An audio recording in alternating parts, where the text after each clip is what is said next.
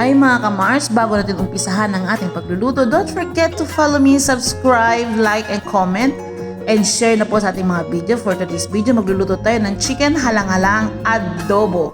So yum!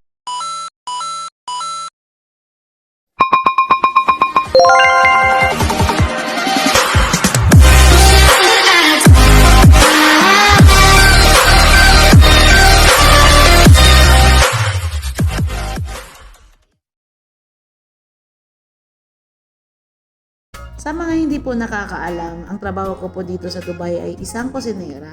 So, pwede din po ko all around. Ganun ang talaga ang trabaho ko. So, ito ngayon, ang lulutuin kong pagkain namin dalawa ni Juby. So, nakita ko ito. So, nag-craving ako. So, mabilis lang po ito gawin. Kung paano po kayo mag-adobo, ganyan lang po siya pero spicy siya. At saka, hindi ko nilagyan siya ng water. Kasi kung ano man yung excess water ng chicken, yun lang talaga siya. Until magda-dry, lumabas talaga yung kanyang oily. And then, tikman nyo, sobrang yummy po talaga niya mga ka-Mars. So, don't forget, maglagay po talaga kayo ng oyster sauce. Maraming black pepper. Ayan, meron yan onion, garlic, ginger, and chili. So, toast. Naglagay ako ng bay leaves. Siyempre, of course, sa adobo, hindi mawala ang ating bay leaves or laurel. Ayan. So, kailangan natin ito-toast siya hanggang lumabas talaga yung amoy. And then, imimix na natin ang ating chicken.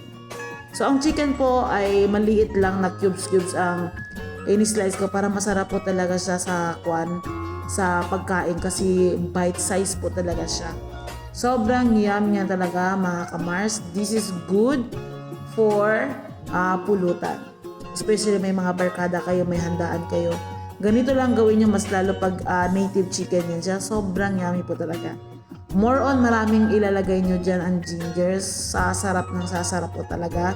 Yan. Tapos naglagay ako ng black pepper. So of course, the more black pepper you put, sobrang yummy talaga siya. At saka wala talaga siyang amoy. So syempre, maglalagay tayo ng soy sauce, vinegar, oyster sauce. Yun lang mga ka-Mars. And then sa tingin nyo, parang nagda-dry na talaga yung lulutuin natin in the last minute. Huwag nyo kalimutan maglagay ng olive oil. Yan po ang ating technique. Tingnan nyo po, hindi ako naglagay ng water dyan pero nag-water talaga ang ating chicken. So kailangan natin siyang lutuin around 20 minutes for high heat. Cover or uncover, pwede po siya. So ayan. After 10 minutes, i-open po natin, i-check natin. So marami po siyang water. So, another 10 minutes po until well done. And then, on the last minute, don't forget, i-repeat ko ulit, don't forget maglagay ng olive oil. So, sana nagustuhan nyo ang aking mini vlog sa aking 3 minutes video. Don't forget to follow me, like, comment, and share.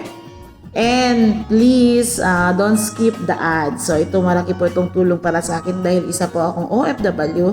Ang ini-earn ko po dito ay ginagastos ko po sa tuition ng mga apo ko.